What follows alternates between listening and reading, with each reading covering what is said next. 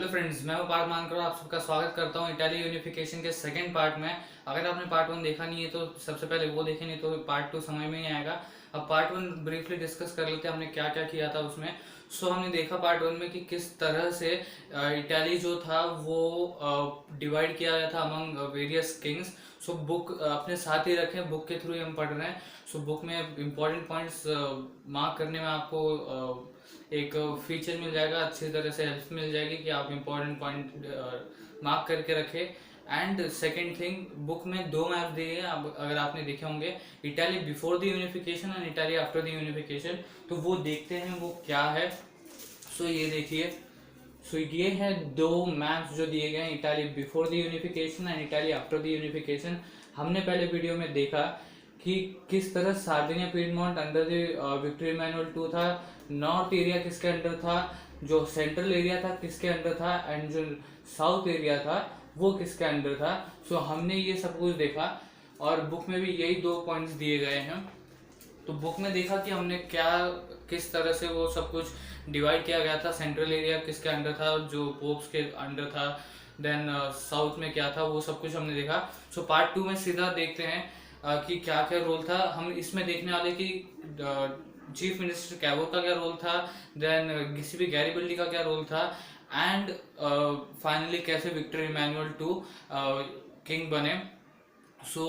हमने first part में देखा कि गिसिबी मैजिनी का क्या रोल था। सबसे पहले पॉइंट की तरफ बढ़ते हैं। After the failure of revolutionary, it was on Victor Emmanuel 2 to unify the Italian states through the wars. अब क्या हुआ, हमने देखा रिवोल्यूशनरीज फेल हो रहे थे, राइट, उनका कोई काम चल ही नहीं रहा था, उनका कोई भी प्लान चल नहीं रहा था। तो अब ये विक्टर इमैनुअल 2 के ऊपर आ गया कि वो वॉर के थ्रू यूनिफाई करे स्टेट्स को, इटालियन स्टेट्स को वॉर के थ्रू यूनिफाई करे। अब ऐसा क्यों उन्हें लगा, क्योंकि उन्हें दो प्रॉफिट्स दिखे उसमें, ऐसे दो चीजें लगी कि वो इटाली के हित में जा सकती। That is, he saw that unified Italy offered them possibility of economic development and political dominance. अब उन्हें दो फायदे दिखे। he saw that the unified Italy is offering two possibilities. That is first thing क्या था, that is political dominance and economic development की possibility, right, economic development हो सकता है इसकी पॉसिबिलिटी एंड पॉलिटिकल डोमिनेंस। तो उन्होंने क्या किया, चीफ मिनिस्टर, उनके जो चीफ मिनिस्टर थे कैवोर, उनके हाथों ये यूनिफाइंग का पूरा काम जाम दे दिया। ठीक है, क्या हुआ, चीफ मिनिस्टर कैवोर की तरफ बढ़ते विक्टर इमैनुअल 2 का रोल देखा हमने क्या था। विक्टर इमैनुअल 2 ने क्या किया, उन्हें लगा कि वॉर के थ्रू ही अब यूनिफाई हो सकता है इटालियन स्टेट, और उन्हें दो प्रॉफिट्स दिखे, दैट इज इकोनॉमिक डेवलपमेंट की पॉसिबिलिटी एंड पॉलिटिकल डोमिनेंस की पॉसिबिलिटी। अब क्या हुआ देखिए आगे, chief minister Cavour led the movement to unify the regions of Italy. अब क्या हुआ, जो चीफ मिनिस्टर कैवोर थे उन्होंने लेड किया मूवमेंट को, उन्होंने मूवमेंट को स्टार्ट किया to unify the regions of Italy. अब उन्होंने रीजन्स को, जो इटाली के रीजन्स थे उसे यूनिफाई करना स्टार्ट कर दिया through tactful diplomatic alliance with France engineered by Cavour. अब इसका मीनिंग क्या होता है, अब इसका मीनिंग हम हिंदी में देखें, हिंदी में सर्च करें तो इसका मीनिंग होता है कुछ ऐसे त्रुट जो प्लान्स होते हैं, त्रुट प्लान्स होते हैं, या जो कूटनीति होती है उसके थ्रू जो इंजीनियर किया गया था कैवोर के द्वारा with the help of France, उसके थ्रू वो सक्सीड हुए इन डिफीटिंग ऑस्ट्रियन फोर्सेस। अब क्या हुआ देखिए, मैं पूरा वापस समझाता हूँ, समझ में नहीं होगा शायद से। क्या हुआ, through a tactful diplomatic alliance with France, अब उन्होंने कुछ प्लान्स बनाए फ्रांस के साथ, कुछ टैक्टफुल प्लान्स बनाए विद फ्रांस, उन्होंने अलायन किया फ्रांस के साथ, which was engineered by Cavour, and उसके हेल्प के through they were succeeded in defeating Austrian forces. अब ऑस्ट्रियन फोर्सेस किसको रूल कर रही थी, नॉर्थ एरिया को, जो नॉर्थ एरिया था इटाली का उसको रूल कर रही थी। क्या हुआ, जो ऑस्ट्रियन हेम्सबर्ग्स थे वो डिफीट हुए and they were succeeded in defeating Austrian Habsburg in 1859। क्या हुआ, नॉर्थ एरिया अब इटाली के हाथ में आ गया। इटालियन सार्डिनिया पीडमोंट अब इटाली के हाथ में था।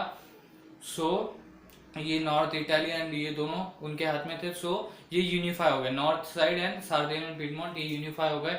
अब था साउथ एरिया के बारे में, जो साउथ एरिया था उसको कैसे करें। तो उसको यूनिफाई करने के लिए, उसको जीतने के लिए जो मेन रोल जिसने प्ले किया था वो थे गिसिपी गैरिबल्डी। इनका रोल इम्पोर्टेंट था। अब क्या हुआ देखिए, so the large number of people, बहुत सारे लोगों ने under the leadership of Garibaldi join the fray. अब फ्रे का मतलब क्या होता है, दंगा।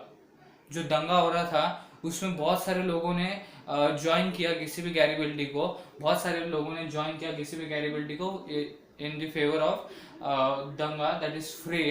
ओके, और उसके बाद क्या हुआ, यही लोग सारे के सारे इन 1860s they march towards the south Italy, जिसके बारे में हमने बात की। किंगडम जो था बर्बन किंग ऑफ स्पेन के द्वारा जो रूल किया जा रहा था साउथ एरिया, सो वो मूव हुए साउथ इटली की तरफ and kingdom of two Sicilies. जो हमने देखा बुक में उसे क्या बोलते हैं, किंगडम ऑफ सिसलीज। आप अगर आप अपने बुक में भी देखेंगे वो मैप में, तो उधर भी दिया गया किंगडम ऑफ टू सिसलीज। तो वो बढ़े, उन्होंने मार्च किया kingdom of two Sicilies and south Italy की तरफ, and they were succeeded in winning local support, sorry local support नहीं, support of local people. Okay, support of local people in order to drive out Spanish ruler. अब क्या हुआ मैं पूरा बताता हूँ। सबसे पहले जो फ्रे हो रहा था, फ्रे का मतलब क्या है, दंगा। अभी इस दंगे में बहुत सारे लोगों ने वॉलंटियर किया under the leadership of Giuseppe Garibaldi, और यही लोग south Italy and kingdom of two Sicilies की तरफ मार्च किए। इन्होंने अपना they march towards south Italy and kingdom of two Sicilies, and they were succeeded in winning this support of local peasants और local people, local peasants, right, local peasants का support gain करने में वो succeed हुए in order to drive out Spanish rulers. Okay, right, या drive out Spanish rulers. तो Spanish rulers को drive out किया, उनको हराया, एंड उसके बाद साउथ एरिया भी उनके हाथ में आ गया।